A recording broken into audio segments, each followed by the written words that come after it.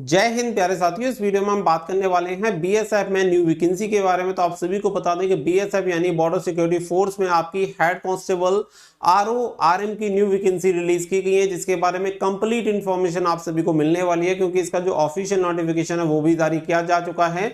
तो पूरी इंफॉर्मेशन इस वीडियो में आप सभी को देंगे कि एज क्वालिफिकेशन क्या होना चाहिए, सिलेबस आपका क्या रहेगा, सिलेक्शन प्रोसेस क्या रहेगा, हर एक चीज के बारे में आप सभी को इस वीडियो में पता चल जाएगा।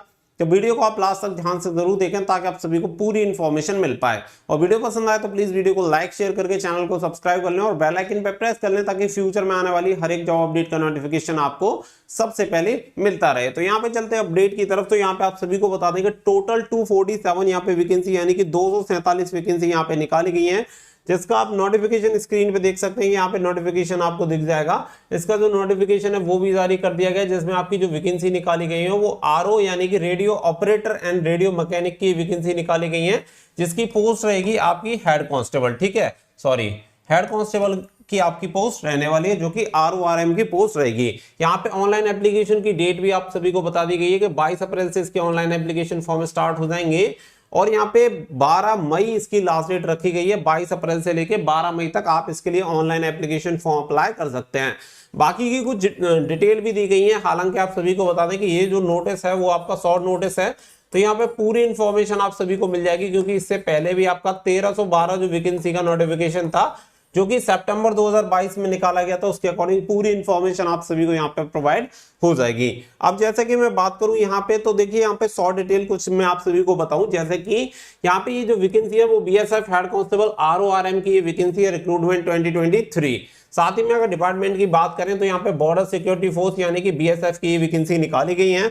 इसके अलावा अगर मैं बात करूं तो यहाँ पे आप सभी को बता दें कि जैसे कि आपकी पोस्ट हो गई, तो पोस्ट है आपकी हेड कांस्टेबल आरओआरएम यानी कि radio operator and radio mechanic. इसके अलावा अगर मैं वैकेंसी की बात करूं तो वैकेंसी है आपकी टोटल 247 वैकेंसी निकाली गई है, जिसमें मेल एंड फीमेल दोनों कैंडिडेट की वैकेंसी है, जिसमें से आरओ की जो टोटल वैकेंसी है वो है 230 और आरएम की वैकेंसी है आपकी सॉरी यहाँ पे जो आपकी वैकेंसी हो जाएंगी 217 आपकी वैकेंसी है आरओ की 217, और जो आपकी 30 वैकेंसी है वो है आपकी आरएम की। तो ये आपकी टोटल वैकेंसी निकाली गई है। एक बार मैं आपको नोटिस में भी दिखा देता हूं, तो यहाँ पे आपको देखने के लिए मिल जाएगा। यहाँ पे आप देख सकते हैं आरओ की जो वैकेंसी है 217 और आरएम की जो वैकेंसी है वो है 30।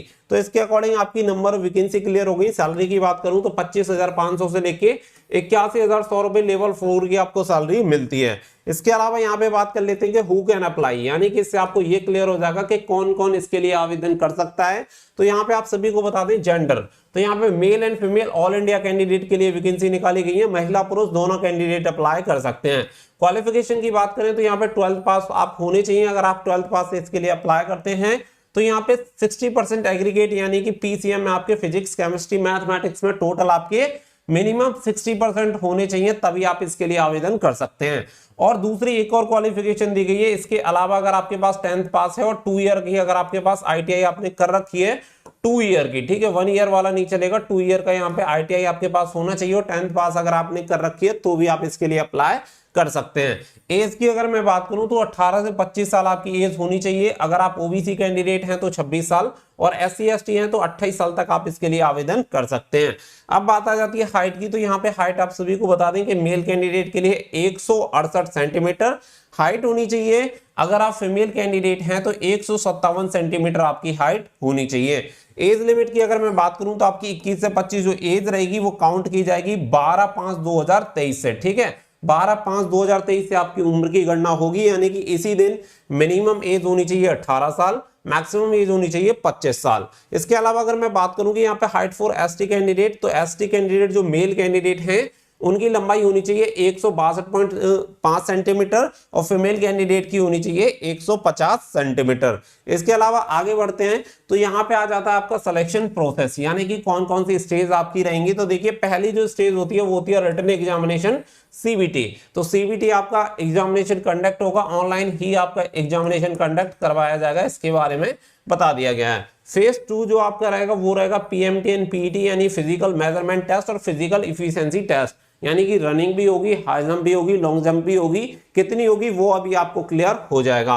फेज थर्ड होता है आपका मेडिकल, तो ये मोस्ट इंपोर्टेंट है। बाकी का यहाँ पे आप सभी को बता दें कि फाइनल मेरिट लिस्ट आपकी तैयार हो जाती है रिटन मार्क्स जो आपके होते हैं उसके बेसिस पे। और साथ ही में HCRO के लिए, हेड कांस्टेबल रेडियो ऑपरेटर के लिए अगर आप अप्लाई करते हैं तो यहाँ पे डिक्टेशन टेस्ट भी आपका होता है, ओनली फॉर RO RM के लिए ये एप्लीकेबल नहीं है। इसके अलावा अगर मैं बात करूं एग्जामिनेशन सिलेबस की, जो आपका फर्स्ट फेज में एग्जामिनेशन होगा, इसके टोटल पार्ट होते हैं 4। फर्स्ट पार्ट में फिजिक्स के 40 क्वेश्चन होंगे, मैथमेटिक्स के 20 क्वेश्चन होंगे, केमिस्ट्री के 20 क्वेश्चन होंगे और इंग्लिश और जनरल नॉलेज को मिला के 20 क्वेश्चन होंगे। तो टोटल इस तरीके से हर एक क्वेश्चन के लिए आपको 2 नंबर दिए जाएंगे।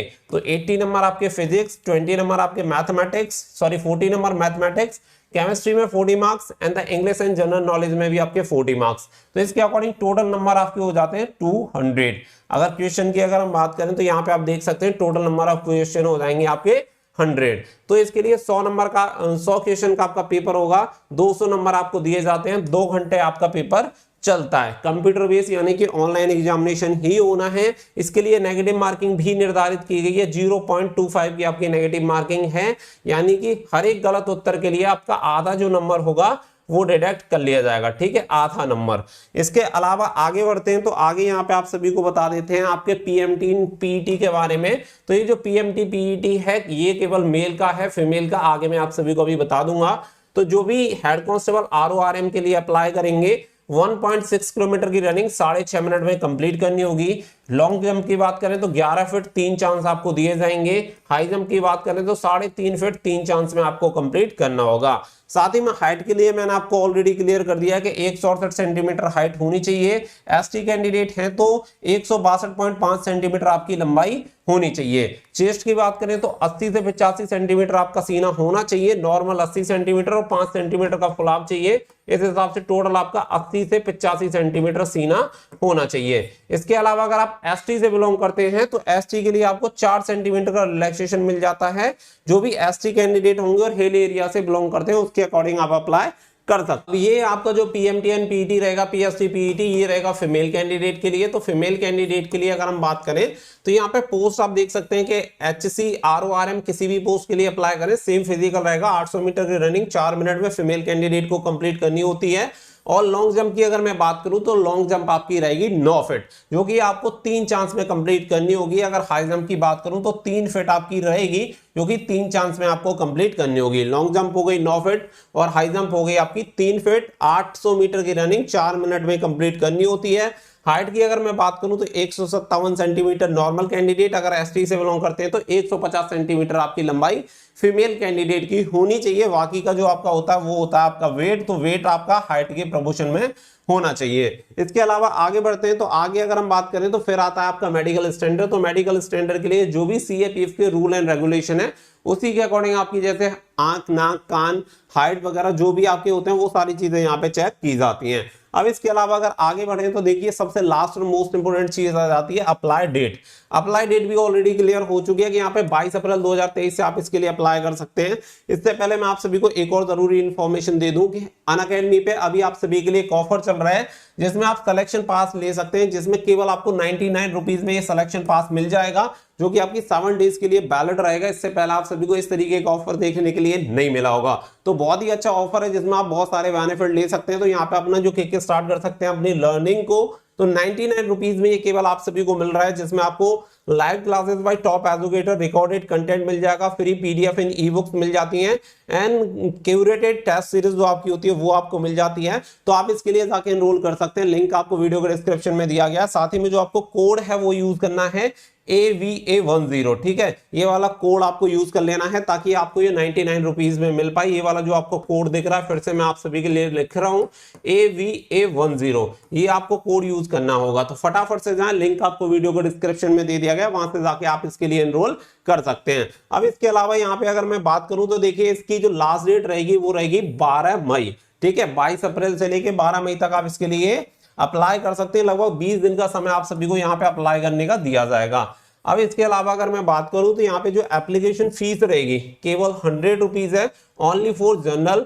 AWS एंड अदर कैंडिडेट के लिए। बाकी का अगर आप किसी भी कैटेगरी से बिलोंग करते हैं जैसे कि ST हो गया, SC, SC, ST या फीमेल कैंडिडेट हैं तो आपको कोई भी फीस पे नहीं करनी है। एग्जामिनेशन डेट की बात करें तो एग्जामिनेशन डेट अभी तक इसका अनाउंस नहीं हुआ है, बट उम्मीद आप ये कर सकते हैं कि लगभग आप, मुझे लग रहा है कि लगभग अगस्त में इसका एग्जामिनेशन कंडक्ट हो सकता है, क्योंकि जैसे इसका जो कंप्लीट नोटिफिकेशन, डिटेल नोटिफिकेशन आएगा उसमें जो इसकी एग्जामिनेशन की डेट होगी वो भी आपको क्लियर कर दी जाएगी। तो आप सभी बच्चों के पास एक अच्छा मौका है। 247 वैकेंसी है, नंबर ऑफ वैकेंसी थोड़ी सी कम है, बट अगर आप इसकी क्वालिफिकेशन क्राइटेरिया से मैच होते हैं तो आप इसके लिए फॉर्म अप्लाई जरूर करें, क्योंकि इससे पहले जस्ट आप सभी जानते हैं कि 1312 पदों पर यह भर्ती ऑलरेडी चल रही है। तो यहाँ पे आपको काफी अच्छा खासा बेनिफिट मिलेगा। बेनिफिट ये होगा कि हो सकता है कि आपकी मेरिट थोड़ी सी मतलब जो ज्यादा जाती है उससे कंपैरेटिवली इस बार डाउन जा सकती है। तो आप इसके लिए अप्लाई जरूर करें। 22 तारीख से आपके ऑनलाइन एप्लीकेशन फॉर्म स्टार्ट हो जाएंगे। किसी भी तरीके का कोई डाउट है तो कमेंट सेक्शन में लिख सकते हैं, हमारे टेलीग्राम इंस्टाग्राम से जुड़ सकते हैं, लिंक आपको वीडियो को डिस्क्रिप्शन में दिया गया है। मिलेंगे नेक्स्ट वीडियो में। So thank you for watching. जय हिंद, जय भारत।